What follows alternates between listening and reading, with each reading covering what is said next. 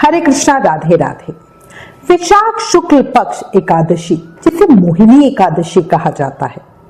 मोहिनी एकादशी का व्रत व पूजन करने से व्यक्ति के पापों का अंत होता है, भक्त की सभी मनोकामनाएं पूरी होती है। बहुत ही पावन और फलकारी एकादशी है। जो लोग व्रत ना कर सके वो भी एकादशी की पूजा करके व्रत कथा जरूर सुने, इसका भी बहुत उत्तम फल मिलता है। पूरे मन और भाव के साथ कथा सुने। इस कथा को सुनने मात्र से यज्ञ करने जितना फल मिलता है। शुरू करते हैं। मोहिनी एकादशी व्रत की पहली कथा। पद्म पुराण में उल्लेख मिलता है कि एक समय अर्जुन ने भगवान श्री कृष्ण से पूछा, हे मधुसूदन, वैशाख माह के शुक्ल पक्ष की एकादशी का क्या नाम है तथा उसके उपवास को करने का क्या विधान है? कृपया कर यह सब मुझे विस्तार पूर्वक बताइए। श्री कृष्ण ने कहा, हे अर्जुन, मैं एक पौराणिक कथा कहता हूँ जिसे महर्षि वशिष्ठ जी ने श्री रामचंद्र जी से कहा था। उसे मैं तुमसे कहता हूँ, ध्यान पूर्वक श्रवण करो। एक बार की बात है, श्री राम जी ने महर्षि वशिष्ठ जी से कहा, हे गुरु श्रेष्ठ, मैंने जनक नंदिनी सीता जी के वियोग में बहुत कष्ट भोगे हैं, अतः मेरे कष्टों का नाश किस प्रकार होगा? आप मुझे कोई ऐसा व्रत बताने की कृपा करें जिससे मेरे सभी पाप और कष्ट नष्ट हो जाएंगे। महर्षि वशिष्ठ जी ने कहा, हे श्री राम, आपने बहुत उत्तम प्रश्न किया है। आपकी बुद्धि अत्यंत कुशाग्र और पवित्र है। आपके नाम के स्मरण मात्र से ही मनुष्य पवित्र हो जाता है। आपने लोकहित में यह बहुत ही उत्तम प्रश्न किया है। मैं आपको एक एकादशी व्रत का महत्व सुनाता हूँ। वैशाख माह के शुक्ल पक्ष की एकादशी का नाम मोहिनी एकादशी है। इस एकादशी का उपवास करने से मनुष्य के सभी पाप तथा कलेश नष्ट हो जाते हैं। इस उपवास के प्रभाव से मनुष्य मोह के जाल से मुक्त हो जाता है। अतः हे राम, दुखी मनुष्य को इस एकादशी का उपवास अवश्य ही करना चाहिए। इस व्रत के करने से मनुष्य के सभी पाप नष्ट हो जाते हैं।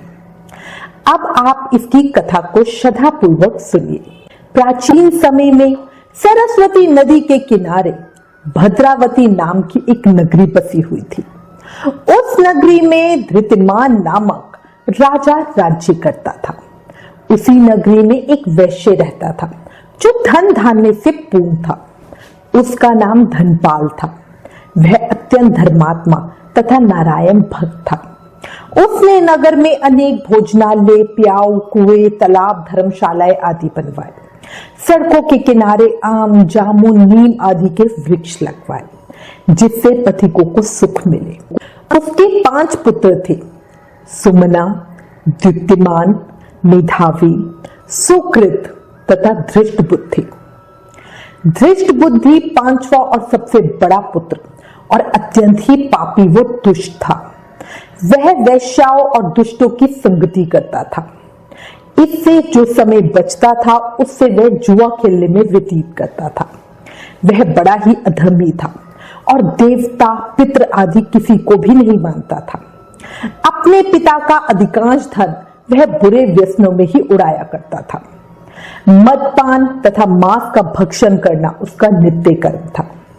जब काफी समझाने बुझाने पर भी वह सीधे रास्ते पे नहीं आया तो दुखी होकर उसके पिता, भाइयों तथा कुटुंबियों ने उसे घर से निकाल दिया और उसकी निंदा करने लगे। बाकी 4 पुत्र पिता की तरह ही बहुत नेक थे। घर से निकलने के बाद वह अपने आभूषणों तथा वस्त्रों को बेच बाच कर अपना गुजारा करने लगा। धन नष्ट हो जाने पर वैश्याओं तथा उसके दुष्ट साथियों ने भी उसका साथ छोड़ दिया। जब वह भूख प्यास से व्यथित हो गया तो उसने चोरी करने का विचार किया और रात्रि में चोरी करके अपना पेट पालने लगा। लेकिन एक दिन वह पकड़ा गया, किंतु सिपाहियों ने वैश्य का पुत्र जानकर उसे छोड़ दिया। जब वह दूसरी बार पुनः पकड़ा गया तब सिपाहियों ने उसका कोई लिहाज नहीं किया और राजा के सामने उसे प्रस्तुत करके उसकी सारी बात बताई। तब राजा ने उसे कारागार में डलवा दिया। कारागार में राजा के आदेश से उसे बहुत कष्ट दिए गए और अंत में उसे नगर छोड़ने के लिए कहा गया। दुखी होकर उसे नगर छोड़ना पड़ा। अब वह जंगल में पशु पक्षियों को मारकर पेट भरने लगा। फिर बहेलिया बन गया और धनुष बाण से जंगल के निहित जीवों को मार मार कर खाने और बेचने लगा। एक बार वह भूख और प्यास से व्याकुल होकर भोजन की खोज में निकला। किसी पूर्व जन्म के पुण्य कर्म ही होंगे कि वह भटकते भटकते कौंडिल्य ऋषि के आश्रम में जा पहुंच गए। उन दिनों वैशाख का महीना था। कौंडिल्य मुनि गंगा स्नान करके आए थे।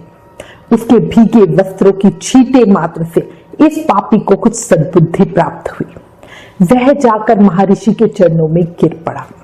पश्चाताप की अग्नि में जलते हुए वह कुछ कुछ पवित्र भी होने लगा था। महर्षि को अपनी पूरी व्यथा बताई और पश्चाताप का उपाय जानना चाहा। वह अधम ऋषि के पास जाकर हाथ जोड़कर कहने लगा, हे महात्मा, मैंने अपने जीवन में अनेक पाप किए हैं। कृपया कर आप मुझे उन पापों से छूटने का कोई साधारण और बिना धन का उपाय बतलाइए। ऋषि ने कहा, तू ध्यान देकर सुन। वैशाख माह के शुक्ल पक्ष की एकादशी का व्रत कर। इस एकादशी का नाम मोहिनी है। इसका उपवास करने से तेरे सभी पाप नष्ट हो जाएंगे। ऋषि के वचनों को सुनकर वह बहुत प्रसन्न हुआ और उनके बतलाई हुई विधि के अनुसार उसने मोहिनी एकादशी का व्रत किया। हे श्री राम, इस व्रत के प्रभाव से उसके सभी पाप नष्ट हो गए और अंत में वह गरुड़ पर सवार हो विष्णु लोक को गया। संसार में इस व्रत से उत्तम दूसरा कोई व्रत नहीं।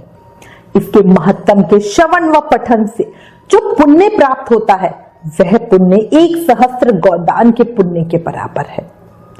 एकादशी महत्तम समाप्तम। मोहिनी एकादशी व्रत की दूसरी कथा। पौराणिक मान्यता के अनुसार देवताओं और असुरों के बीच जब समुद्र मंथन हो रहा था तो मंथन से अमृत कलश प्राप्त हुआ। इस अमृत कलश को लेकर देवताओं और असुरों में विवाद छिड़ गया, क्योंकि दोनों ही अमृत पीकर अमर होना चाहते थे।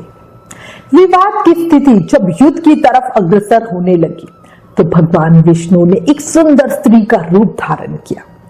इस सुंदर स्त्री का रूप देखकर असुर मोहित उठे। उस स्त्री ने असुरों को अपने प्रेम के जाल में फंसा लिया और सारा अमृत देवताओं को पिला दिया, जिससे देवताओं ने अमृत तत्व को प्राप्त किया। मान्यता है जिस दिन भगवान विष्णु ने मोहिनी का रूप धारण किया उस दिन वैशाख मास के शुक्ल पक्ष की एकादशी तिथि थी। इसीलिए इस दिन को मोहिनी एकादशी के रूप में मनाते हैं। इस दिन भगवान विष्णु के मोहिनी रूप की पूजा होती है। बोलो मोहिनी स्वरूप भगवान विष्णु की जय। मोहिनी अवतार की जय। लक्ष्मी नारायण भगवान की जय। देखो, अगर जीवन सफल करना चाहते हो, पापों से मुक्त और खुशी जिंदगी चाहते हो तो प्रेम से, मन से, भाव से नाम जाप करते रहो। ज्यादा से ज्यादा नाम जाप करो। याद रखो, कलयुग केवल नाम आधारा। नाम जाप से ही कृष्ण भक्ति, मुक्ति, शक्ति पाई जा सकती है। हरे कृष्ण कृष्ण कृष्ण हरे हरे, हरे राम राम राम हरे हरे। जय श्री कृष्ण।